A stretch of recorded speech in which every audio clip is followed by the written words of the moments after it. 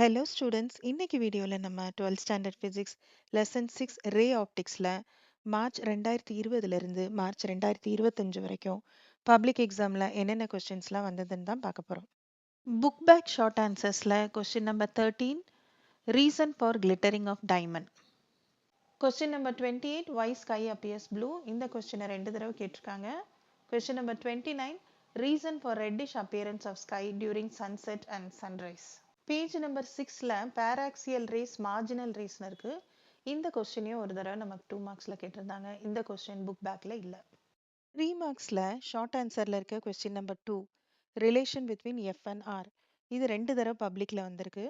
Short answer 4 optical path equation for optical path. இது மொத்தமா 3 மார்க்ஸ்லயும் கேட்டிருக்காங்க. இல்லைன்னா வாட் இஸ் ஆப்டிக்கல் பாத் அப்படிங்கறத மட்டும் 2 மார்க்ஸ்ல ஒரு தடவை கேட்டிருக்காங்க. Question number 11 critical angle and total internal reflection. இந்த கொஸ்டினை படிக்கும்போது பேஜ் நம்பர் 19ல condition for total internal reflection அப்படின்னு 2 பாயிண்ட்ஸ் இருக்கு. இதையும் சேர்த்து படிக்கணும்.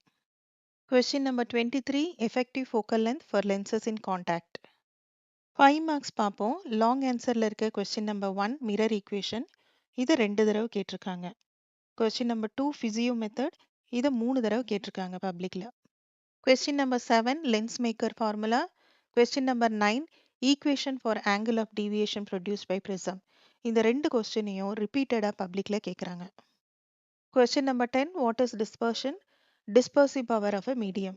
Problemsல example 6.6, example 6.15, example 6.21 இந்த ப்ராப்ளம்ல 37 டிகிரிங்கிறது மட்டும் 40 டிகிரின்னு மாற்றி கேட்டிருந்தாங்க.